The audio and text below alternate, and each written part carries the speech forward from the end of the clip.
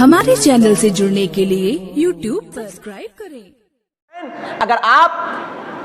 میری یزید کی حکومت کو تسلیم کر لیں تو یزید آپ کو کسی صوبے کا گورنر بنا دے گا، کسی صوبے کا حاکم بنا دے گا۔ آپ یزید سے آپ کو ہزاروں لاکھوں اشرفیاں ملتی رہیں گی سالانہ، لیکن امام حسین نے ان اشرفیوں کو ٹھکرا دیا۔ امام حسین رضی اللہ تعالیٰ نے حکومت کو ٹھکرا دیا، امام حسین نے گورنری کو ٹھکرا دیا، اور وہی جواب دیا جو ان کے پیارے نانا جان نے جواب دیا تھا۔ کیا جواب دیا تھا مصطفیٰ کریم علیہ السلام نے؟ آقا کریم علیہ السلام نے جب مکہ میں تبلیغ کا مشن عام کیا اور کفار مکہ نے آپ کے پاس آ کر کے کہا کہ آپ کے چچا ابو طالب کے پاس آ کر کہا، اے ابو طالب محمد کو سمجھا دو، محمد اگر چاہے تو پورے عرب کی خوبصورت دو شیزائیں میں محمد کے نکاح میں دے دوں گا، عرب کی خوبصورت لڑکیاں لا کر کے محمد کو دے دوں گا، مگر محمد کو اس دین اسلام کی اشاعت کرنے سے روک دو۔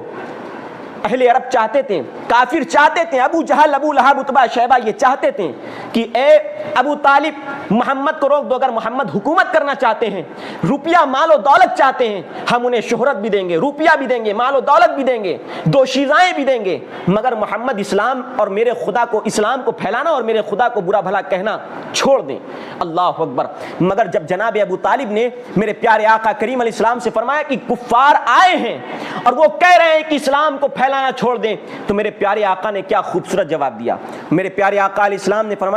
فرمایا اے میرے چچا پیارے ابو طالب، ان کافروں سے کہہ دو کہ اگر یہ ایک ہاتھ میں میرے سورج اور ایک ہاتھ میں چاند لا کر کے رکھ دیں اور کہیں کہ اسلام کی تبلیغ چھوڑ دو، تب بھی محمد عربی اسلام کی تبلیغ نہیں چھوڑ سکتا ہے، اسلام کی تبلیغ نہیں چھوڑ سکتا۔ اسی جواب سے سیکھ کر کے، اسی جواب سے کچھ سبق حاصل کر کے امام حسین رضی اللہ تعالیٰ جب میدان کربلا میں پہنچے اور یزیدیوں نے ہزاروں پیشکشیں کی، یزید ایسا کر دے گا، یزید ایسا کر دے گا، یزید ایسا کر دے گا، مگر امام حسین نے بھی وہاں پر فیصلہ فرما لیا کہ نانا کے دین کو بچانا ہے، اگرچہ ہماری اور 72 گھر والوں کی قربانیاں، 72 رفقا کی قربانیاں ہو جائیں، مگر نانا کے دین کو بچانا ہے۔ تو امام حسین رضی اللہ تعالیٰ عنہ نے نانا کے دین کو 10 محرم الحرام کو میدان کربلا میں بھوک اور پیاس کی شدت کو برداشت کر کے گھر والے بھتیجوں کو، بھائیوں کو اور چچا زادوں کو، تایا زادوں کو، پھوپھی، ان لوگوں کو قربان کر کے حضرت سیدنا امام حسین رضی اللہ تعالیٰ عنہ مگر نانا کے دین کو بچایا۔ مصطفیٰ کریم علیہ السلام کے دین پر آنچ آنے نہیں دی اور شہادت کس عالم میں قبول فرمائی۔ اللہ اکبر۔ ذرا شہادت کا منظر دیکھو، بھوک اور پیاس سے حضرت امام حسین رضی اللہ تعالیٰ عنہ، حتیٰ کہ یزیدیوں نے ہر ایک کے لیے نہر فرات کا پانی حلال کر دیا تھا، ہر ایک نہر فرات سے پانی پی سکتا تھا، یزیدیوں کے گھوڑے تک پانی پی رہے ہیں نہر فرات سے، مگر نہر فرات سے اگر کوئی پانی نہیں پی سکتا ہے تو کون نہیں پی سکتا ہے؟ آل رسول نہیں پی سکتے ہیں، وہ آل رسول، وہ امام حسین نہیں پی سکتے ہیں جن کے لبہائے مبارکہ کو مصطفیٰ کریم علیہ السلام نے کسی موقع پر چوسا تھا۔ اور مصطفیٰ کریم علیہ السلام کیسی محبت فرماتے تھے۔ اللہ اکبر۔ امام حسین سے محبت دیکھو، آقا میرے آقا علیہ السلام امام حسین سے محبت یوں فرماتے ہیں کہ میرے آقا امام حسین کو قریب فرماتے ہیں۔ آپ نے دیکھا ہوگا کہ چومنا، پیار کرنا، یہ سب تو محبت کا ایک طریقہ ہوتا ہے، لیکن آقا کریم امام حسین کو بچپن کے عالم میں قریب فرماتے ہیں اور سونگھا کرتے تھے۔ اللہ اکبر۔ اور سونگ کر کے فرماتے تھے مصطفیٰ کریم علیہ السلام، مجھے حسن و حسین سے جنت کی خوشبو آ رہی ہے۔ سبحان اللہ۔ حسن و حسین سے، اس شہزادہ گلگو قبا، اس مصطفیٰ کریم علیہ السلام کے لختے جگر کو پیاسا تڑپایا گیا میدان کربلا میں، اور پانی سے آپ کو محروم رکھا گیا۔ ہر ایک پانی پیے مگر امام حسین کے خیمے کا کوئی پانی نہیں پی سکتا ہے۔ تو جب اتنی ظلم و زیادتیاں، اتنی پریشانیاں امام حسین رضی اللہ عنہ نے جھیلی، آخر کار 3 دن بھوک و پیاس کا عالم تھا، اور تیسرے دن جمعہ کا دن تھا،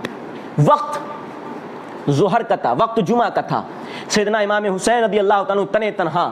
ہزاروں یزیدیوں کے لشکر کے بالمقابل میدان کربلا میں آتے ہیں، اور ہزاروں یزیدیوں کا مقابلہ تنے تنہا فرماتے ہیں سیدنا امام حسین۔ اور جب تمام نیزے، تیر اور بھالوں سے آپ زخمی ہو جاتے ہیں، گھوڑے سے گر جاتے ہیں، اور حالت یوں ہو جاتی ہے آپ کی کہ جب آپ کی جان آفری کے سپرد ہوتی ہے تو گویا کہ آپ سجدے میں تھے، اس طرح کی حالت بن جاتی ہے۔ اللہ اکبر۔ تو سیدنا امام حسین رضی اللہ تعالیٰ عنہ کی یہ حالت مبارکہ۔ اب یہ قربانی، اب میں آپ سے پوچھنا چاہتا ہوں، امام حسین نے جو یہ قربانی پیش فرمائی میدان کربلا میں آ کر کے، یہ قربانی کا مقصد کیا تھا؟ اس قربانی کے مقصد کو ہمیں سمجھنا ہے۔ امام حسین رضی اللہ تعالیٰ عنہ کی قربانی سے پہلے 10 محرم کو امام حسین کی قربانی اور آپ کے 72 رفقا کی قربانی ہوتی ہے، اور اسی سے 9 دن پہلے 1 محرم الحرام کو سیدنا سرکار عمر فاروق اعظم رضی اللہ تعالیٰ عنہ کی شہادت مبارکہ ہوتی ہے۔ 26 یا 27 ذو الحجہ کو آپ کو زخمی کیا جاتا ہے عمر فاروق اعظم جو اسلام کے دوسرے خلیفہ ہیں، اور آپ کی شہادت 1 محرم الحرام کو ہوتی ہے۔ اور شہادت کا منظر کیا ہے؟ حضرت عمر فاروق اعظم جو نبی علیہ السلام کے دوسرے خلیفہ ہیں، ان کی شہادت کا منظر یہ ہے کہ آپ فجر کی نماز پڑھا رہے ہیں، اور فجر کی نماز پڑھاتے پڑھاتے ابو لولو مجوسی غلام جو تھا حضرت مغیرہ رضی اللہ تعالیٰ عنہ کا، ابو لولو مجوسی غلام یہ اپنے خنجر کو چھپائے ہوئے تھا، اور سیدنا عمر فاروق اعظم مصلی امامت پہ کھڑے ہیں، امامت فرما رہے ہیں سیدنا عمر فاروق اعظم، اور امامت فرماتے ہوئے آپ کھڑے ہیں ہاتھ باندھ کر کے، اور یزیدی اس ابو لولو مجوسی نے اپنے خنجر کو نکالا اور امام حضرت عمر فاروق اعظم کے پیٹ میں مار دیا، جس سے آپ کا پیٹ زخمی ہوتا ہے، اور آپ اللہ اکبر کہہ کر کے آپ لڑکھڑا جاتے ہیں۔ اب نماز کی اہمیت دیکھو صحابہ کرام کے نزدیک، اللہ اکبر، نماز کی اہمیت، کتنی اہمیت ہے نماز کی۔ ادھر خلیفہ دوم عمر فاروق اعظم زخمی ہوتے ہیں، اور خلیفہ دوم جب زخمی ہوئے تو مصلی امامت کو دوسرے صحابی نے سنبھالا اور خلیفہ دوم کو سائیڈ میں ایک کنارے بٹھا دیا، اللہ اکبر، مگر نماز نہیں چھوڑی۔ خلیفہ دوم زخمی ہے، نماز پوری فرماتے ہیں، پوری نماز فجر ہوتی ہے اور نماز نہیں چھوڑتے ہیں۔ ادھر خلیفہ دوم اپنے زخم میں لت پت ہیں اور ادھر نماز جاری ہے، نماز ختم ہوتی ہے، سلام پھیرا جاتا ہے، حضرت خلیفہ دوم کو اٹھایا جاتا ہے، اور 1 محرم کو آپ کی شہادت ہو جاتی ہے۔ سیدنا عمر فاروق اعظم نماز فجر میں آپ کو زخم خنجر مارا گیا، اور آپ کی شہادت 1 محرم کو ہوتی ہے۔ سیدنا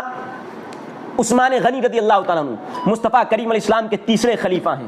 آقائے کریم علیہ السلام کا یہ تیسرا خلیفہ بھی میدان کربلا میں آپ نے سنا ہوگا کہ 3 دن بھوک اور پیاس کے عالم میں شہیدان کربلا کو رکھا گیا، لیکن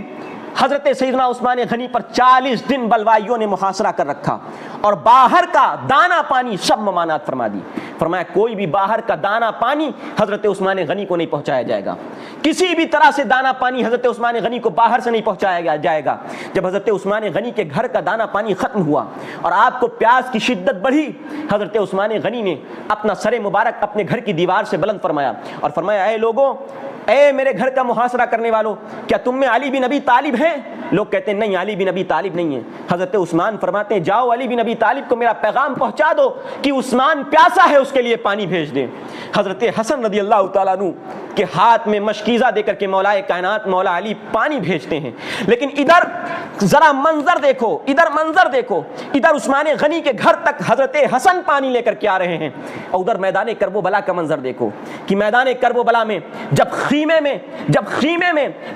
خیمے میں بیویاں پریشان ہوتی ہیں اور پیاس کی شدت سے پریشانی کا عالم ہوتا ہے، تو اب عباس علمبردار مشکیزہ لے کر کے نہر فرات سے پانی بھرنے جاتے ہیں، اور جب نہر فرات سے پانی بھر کر کے خیمے کی جانب واپس آتے ہیں تو خیمے پر مشکیزہ مار کر کے پانی کو نیچے کر دیا جاتا ہے، مگر خیمے تک پانی نہیں پہنچنے دیا جاتا ہے۔ اسی طریقے سے یہاں عثمان غنی کے دروازے پر جب امام حسن پہنچنے والے تھے کہ عثمان غنی کو پانی پلا دیں، تو یہاں بھی بلوائیوں نے تیر سے نشانہ سادھا اور مشکیزے پر تیر کا نشان لگا اور مشکیزہ پھٹ گیا، پانی بہہ گیا، مگر سیدنا عثمان غنی کے حلق تک پانی نہیں پہنچا۔ اب سیدنا عثمان غنی پیاس کی شدت سے پریشان ہیں،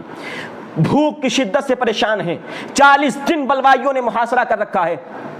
آپ اللہ کا قرآن کھولتے ہیں اور قرآن کی تلاوت کرنے لگ جاتے ہیں، قرآن کی تلاوت فرما رہے ہیں، اور قرآن کی تلاوت کرتے کرتے حضرت عثمان غنی رضی اللہ تعالیٰ عنہ کو زخمی کیا جاتا ہے اور آپ شہید ہو جاتے ہیں۔ قرآن کی تلاوت فرما رہے ہیں۔ اب تیسرے خلیفہ ہیں، چوتھے خلیفہ مولا کائنات مولا علی مرتضیٰ رضی اللہ عنہ، ان کی شہادت کا منظر دیکھو۔ آپ فجر کی نماز کے وقت ہے، اپنے گھر سے اٹھتے ہیں، اور گھر سے اٹھنے کے بعد فجر کی نماز کے لیے جگاتے ہوئے راستے میں تشریف لے جاتے ہیں اور فرماتے ہیں لوگوں نماز فجر کا وقت ہو گیا، الصلاۃ خیر من النوم کی صدائیں بلند کرتے ہوئے مسجد کے دروازے پر جب پہنچتے ہیں، جب مولا کائنات مولا علی مسجد کے دروازے پہ پہنچے تو ابن ملجم خارجی نامی ایک شخص تھا، ابن ملجم نے آپ کے ماتھے پر ایسا وار کیا کہ کنپٹی کے پار ہو گیا، ایسا وار کیا، اور آپ زخموں کی تاب نہ لا کر کے کچھ وقت کے بعد آپ شہید ہو جاتے ہیں، آپ جام شہادت نوش فرما لیتے ہیں۔ اب ذرا قربانیاں دیکھو اسلام کے شہزادوں نے، اسلام کے مصطفیٰ کریم علیہ السلام کے صحابیوں نے اور آقا علیہ السلام کے خلیفاؤں نے، آقا علیہ السلام کے جانثاروں نے اسلام کے لیے قربانیاں کیسی کیسی دی ہیں کہ مولا عمر رضی اللہ عنہ نبی کے دوسرے خلیفہ ہیں تو فجر کی نماز پڑھتے ہوئے شہید ہوتے ہیں، فجر کی نماز پڑھتے ہوئے آپ زخمی ہوتے ہیں، اور سیدنا سرکار عثمان غنی قرآن کی تلاوت کرتے ہوئے شہید ہوتے ہیں، مولا علی مسجد کے دروازے پر شہید ہوتے ہیں، اور عثمان غنی عالم اس حال میں شہید ہوتے ہیں کہ گویا کہ آپ سجدے کے عالم میں ہیں۔ اس عالم میں ان بزرگوں کی قربانی ہمیں چیخ چیخ کر کے اور پکار پکار کے سبق دے رہی ہے کہ اے لوگوں، ہم نے نماز فجر کے لیے قربانیاں دی تھی، تم نماز فجر نہ چھوڑنا، ہم نے نماز ظہر کے لیے قربانیاں دی تھی، تم نماز ظہر مت چھوڑنا، ہم نے قرآن پڑھنے اور قرآن کی تلاوت کے لیے قربانیاں دی تھی، تم تلاوت قرآن نہ چھوڑنا، ہم نے سجدے کے اس حالت میں قربانی دی کہ گویا کہ ہم سجدے میں ہیں، لہذا تم سجدوں کو ترک نہ کرنا، خدا کی بارگاہ میں سجدہ کرتے رہنا۔ لیکن آج ہمارا عالم یہ ہے کہ ان بزرگوں کی قربانیوں کے اصل مقصد کو بھلا کر کے، ان بزرگوں کی قربانیوں کے اصل منہج کو بھلا کر کے، ان بزرگوں کی قربانیوں کی اصل بات کو بھلا کر کے ہم بھول گئے کہ قربانیاں ان بزرگوں نے دی کیوں۔ ان کی قربانیوں کو ہم نے حلوہ سمجھ لیا۔ ہمارے چینل کو سبسکرائب کریں اور بیل آئیکن پر کلک